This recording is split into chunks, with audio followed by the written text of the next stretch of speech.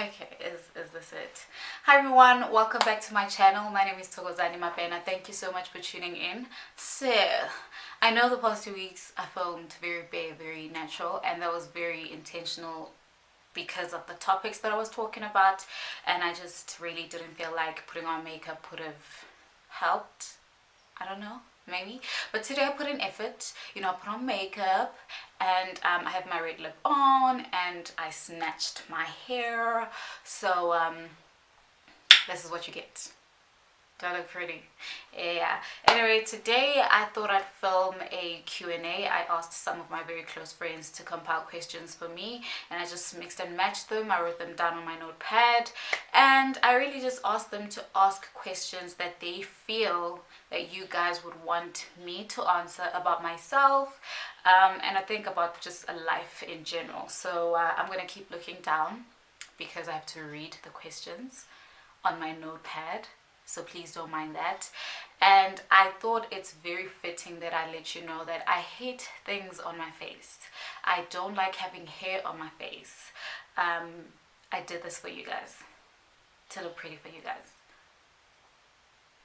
You're welcome. Anyway, question 1. How old are you? I am turning 26 years old in 2 weeks. Yes. If there's any kind of negativity in your life, how do you deal with it? I avoid negativity. I don't like negativity, but I think if there's no way that I can avoid it, I really just try to assess what it is that is being said or put on me, and if I think it matters, it'll probably get to me for like a day. After a day, it's a wrap. Cut. If you don't know me, and I think it also depends on how well you know me. If you really don't know me, then it doesn't matter. So yeah, that's that. What has been the biggest sacrifice you've had to make in life? Sacrificing myself for my baby sister and my baby sister's happiness. That's been the biggest, continuously. Do you consider yourself a selfless person or a selfish person? I am very selfless. Like, I go out of my way to help people. For one, I do not expect anything in return, and it literally just gives me joy knowing that I could make someone's day or someone's life or whatever. So if I can help, if I can make you feel good about yourself, if I can help you with anything, if I can pray with you, then I'll be there. Selfish, not. Sometimes I really wish I was, though. Things would be so much easier. If you could go back and redo something in life, what would it be and why? Oh. I really believe in that everything that happened and everything that happens in your life serves a purpose and it serves a lesson. But if I'm put in a corner and a gun to my head and like answer this question, it would absolutely be my high school career. I would redo it. I'd really redo my high school career, simply because I felt like I was not present enough for anything. I did pass, I did play sports, I was in the choir, I did 1, 2, 3, but I don't think I gave in my very full potential. That's why I would redo that. How would you describe your relationship with your loved ones? I have very healthy relationships, and it's taken some time to get here. Growing up, I was always very closed up. Like, I was always kept to myself. I couldn't allow myself to build relationships, and I somehow did, and I had friends, but it wasn't very easy for me to just communicate. I would always do, but I wouldn't communicate. And now I've grown, and it's much better. There's just a lot of love. There's a lot of support. I'm a huge fan of support. There's a lot of compassion, and really, the only thing that I wish I could do more is to spend more playtime with my loved ones. Yeah, that's it. Biggest lesson in life: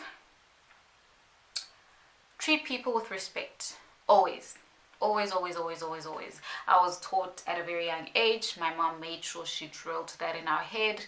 No matter the status, no matter, the situation, no matter whether or not you guys are in good terms. Always treat people with respect. And if you find yourself in a position where you feel like you can't respect someone, withdraw and stay away. That's my biggest life lesson.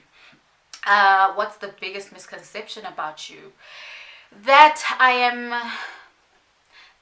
don't know. I think that maybe I'm not a very nice person, which is a lie, because I'm a very kind person. Get to know me. That's the biggest misconception about me. How would people describe you in 3 words? In 3 words. I think kind, strict, and very territorial. Yeah, I think that's it. What's your argument to questions such as why don't you get over apartheid? First of all, scars take time to heal, and sometimes even when they've healed on the outside, inside you still feel the pain. I think it's very hard for us to forget that it ever existed, because we're reminded every day. Unfortunately, while collectively it's no longer, in the forefront of things, while we don't see it every day on videos, but the everyday life, you go to retail stores, you find it. You go to employment places like institutions, you'll find it. It's there. It's alive. It's just very subtle. That's why. So we'll never get over it, because supremacy is very much alive, and we'll do any and everything we can to oppose it. Do you stalk people? I do, and I can explain. It's not that deep, but it's deep. First of all, I think it's very important for social media purposes. Before I follow anyone on social media, I will stalk that person. Number one, because I do not want to follow you and then 2 months down the line you're posting things that you like to post and things that you want to put out, and I get mad at you. So I need to make sure that the content you put out is content that I resonate with, and it takes some time. You see, you want to find the rhythm or the vibe of that person. So that's why I stalk people. If again you ever see me, or you look through your folders, your files, and you look at your records and stuff, and you see my name popping up, I promise you it's not malicious. I really like you. I'm just gearing myself up to following you someday, so I don't become one of those people that write shit in your comment section. That's why. And I do maybe perhaps stalk people that I like Negroes. Yeah. Are you dating anyone? Love is love. Everything is love. Love is great. God is love. Everything is love. Favorite movie of all time? My Sister's Keeper. Yeah, I think that was the first movie to really make me cry. Yeah, My Sister's Keeper. I read the book and I liked the book, but I think in this case I liked the movie better than the book. Yes. How many boyfriends have you had, and when was your first kiss? Who wrote this? How many boyfriends? I've only had one boyfriend, and I had my first kiss when I was 18 years old. Yeah, 18. There are people who already have a clear picture of who you are or might be. If it's very negative, what would you like them to know? First of all, I'm a very good person. I may not always be nice or kind, but I'm a very good person, and I know that because I put in effort. And secondly, what I've found, or what I've learned, especially when I was in varsity, was that people that come to me with already ideas in their head of who they think I might be because of someone else's opinion are people I would really not want to get to know, because when they come to you and they talk to you, they're not there to get to know you purely from the goodness of their heart, but they're there to prove theories and things they've heard about you, and I do not have time for people like that. I still don't have time for people like that. It is not my job to make you like me. If you like me, you like me. If you don't, that's great. I wish you the very best. But what I want you to know is that I'm a very good person, and I am a good person because I put in the effort in being a good person. And when I struggle, I have people around me that pick me up and tell me, be a good fucking person. Okay, when was the last time you cried?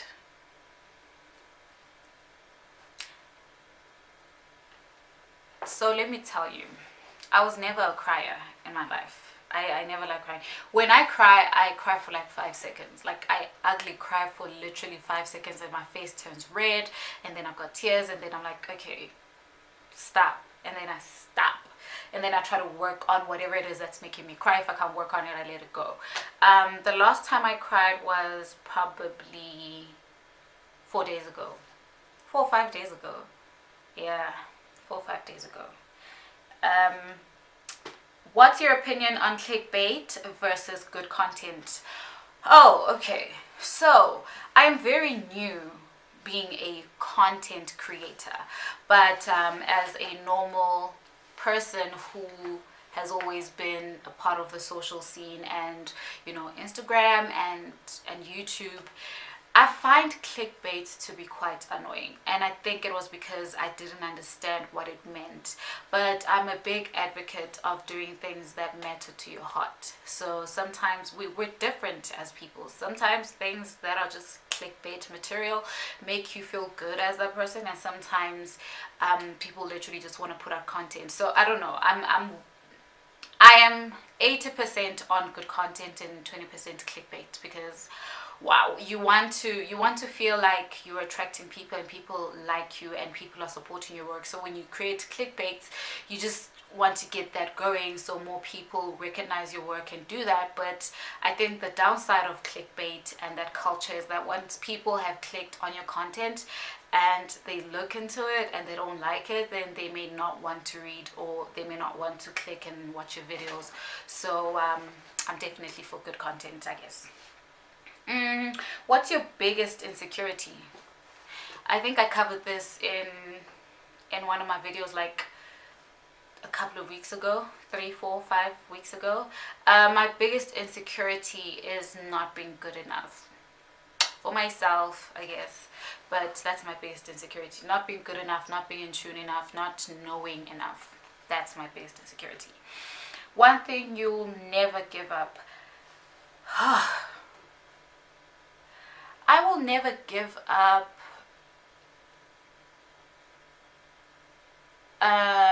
I guess the first thing that came to mind was milk. But on a serious note, I think I'll never give up love.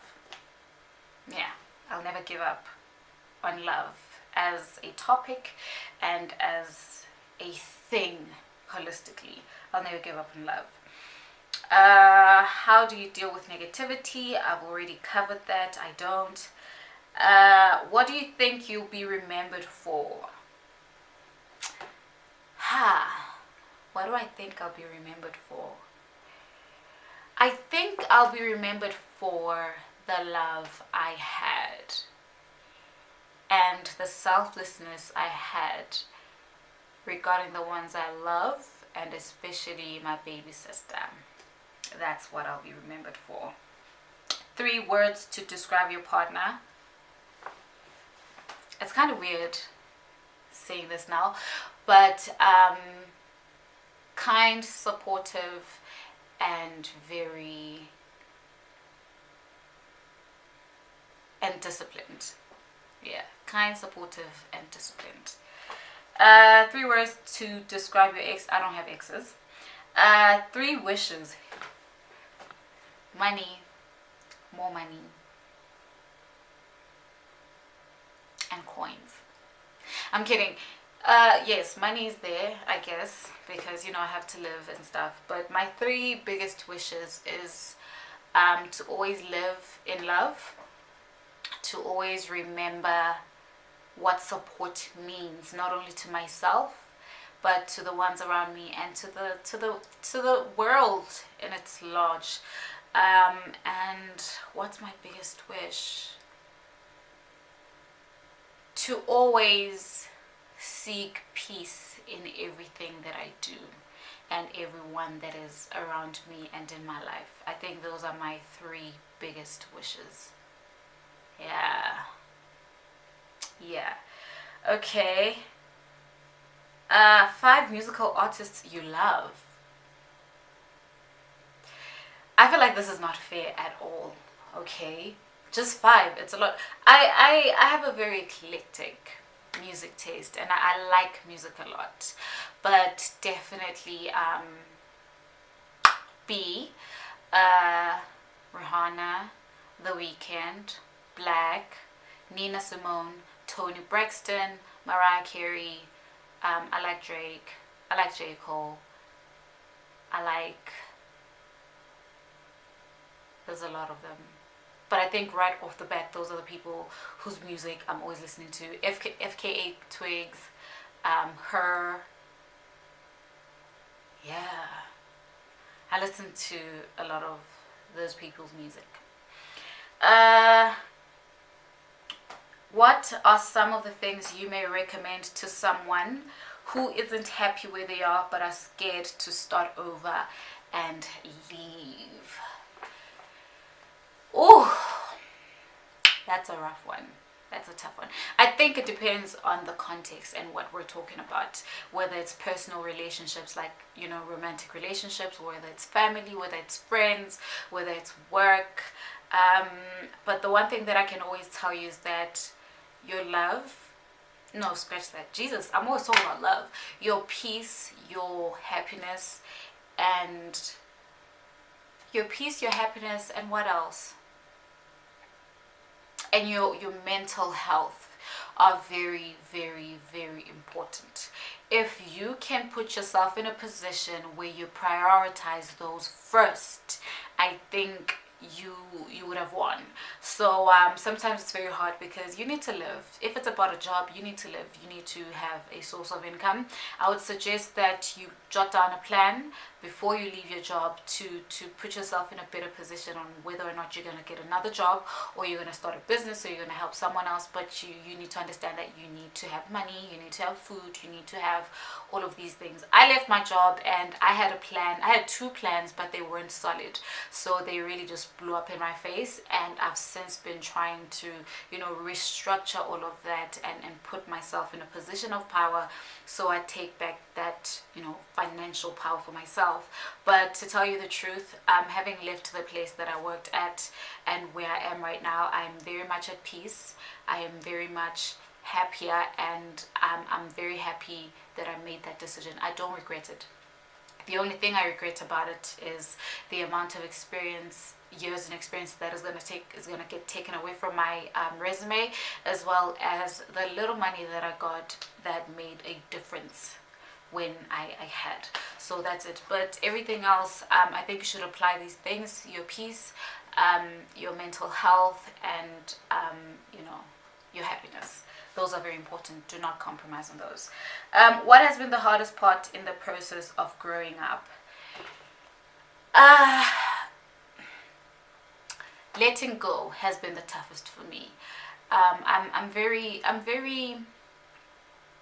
how do I put this? I'm a very strong-willed person. I think I could also say that I'm stubborn. So the things that I believe in and things that I want to believe and the things that I've grown to learn and know from my years of growing up are quite hard sometimes to let go and reteach myself some things. That is letting go, and letting go of friendships and relationships that are not working for me, letting go of ideas and dreams that have not been working for me. My biggest and hardest lesson has been letting go. I struggle with letting go. I struggle. Do you think you have fully developed your autonomous identity as a human being?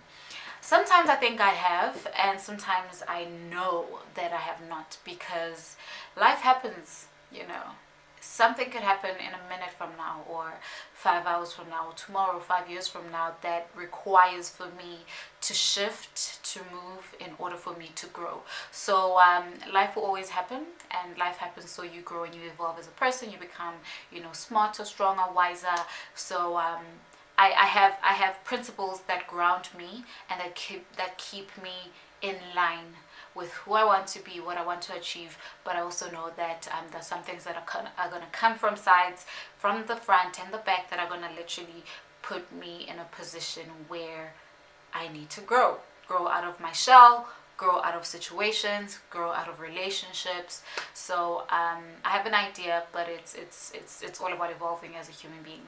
So yeah, that's my answer. What have you learned since you started your channel? What have I learned? That fear doesn't have to exist. It's there, it happens, but you do not have to always give into it. Let me tell you, when I say I've wanted to do this for a very long time, I've been wanting to do this. And initially I wanted it to be a hair channel. I cut my hair bald, so I don't have hair. And I thought, you know what, let me just start. Let me start with what I have, with who I am, and put that out there. And I think the more I get into it, and the more I learn about it, and the more I learn myself and what I can put out, is the more my channel is going to evolve. So I'm not going to say it's entirely about hair or things, or lifestyle. I don't know. I don't think I'd do lifestyle though, because I don't have a very busy lifestyle. But I do know that I like talking sometimes, and I just like engaging in conversations with people, and that's what I've been doing now. There's something in my eye, I think. Okay, I have like 3 more questions from my phone now. I didn't write these down because I was tired already, and I was like, ugh, I need a pen or something, because this hair is getting on my last nerve.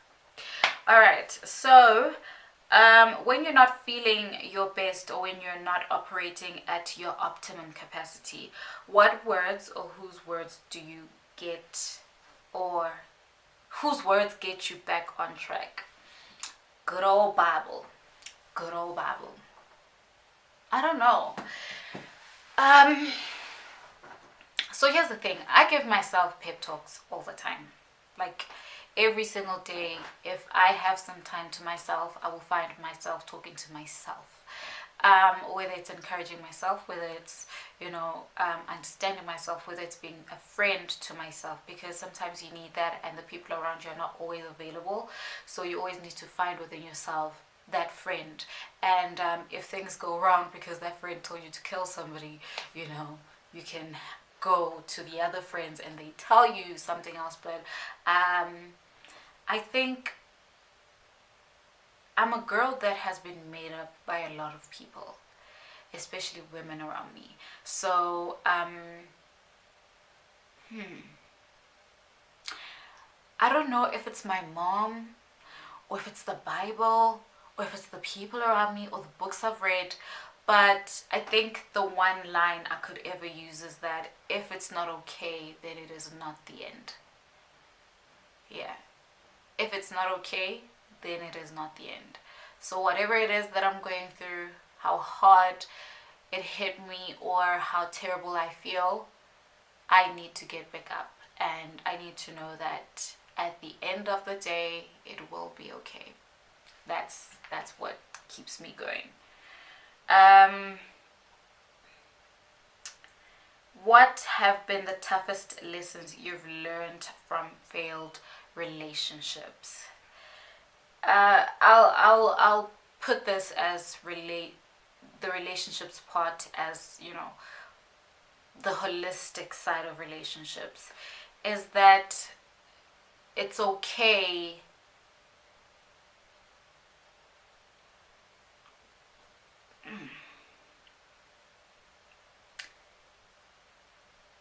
yeah, I have a hard time with letting go. Like, I've been trying to come up with with something. I have a hard time with letting go. I I think I spend so much time trying to convince myself and trying to convince, people that, be a good person, that even when that person is just trash, I will work so hard in trying to see the good in them. Well, actually, I used to do that. Now I just believe you for who you tell me you are. So you do something once, I'm like, I'm watching you. You do it again, I'm like, The third time, I'm like, peace, bye.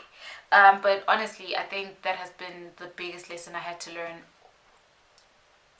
from a very young age until maybe like 3 years ago, where I really just had to learn to take people for who and what they are. And it's okay to do that. I think the last question really would be, who is your role model? I think I've said in one of my answers now that I'm a girl that is made up of different breaks. Different people impacted my life in different ways. And I often say that I cannot ever say I have one best friend, because all of my friends have qualities and have brought in my life qualities and brought out of me qualities that no one else has. And I think that's that. I'm a girl that is made up of so many compartments, and primarily, of course, it's gonna be my mother and my sister, because those are people that I've known the longest and I've grown up with. But my friends, have been there, and I've learned from them. So I am a girl that is made up of people and situations around me that have built who I am. And no, actually, I'm not answering the question. What's the question? The question is, who is my role model? I look up to a lot of people, and I think different parts of my life require different people, and people have different strengths. So I can look up to you and take this part of you, and look up to you and take this part of you, and look up to you and take this part of you, and put it into one whole puzzle that works for me. So I have a lot of people that I look up to, but I think obviously I'm going to say my mom. Yeah, primarily my mom, and then I have all these other females around me that I take pieces to complete my puzzle. So yeah, I think I'm gonna wrap it up here. Thank you so much for watching. I really hope you enjoyed it. I will see you again next time. Have a great day wherever you are. Bye bye.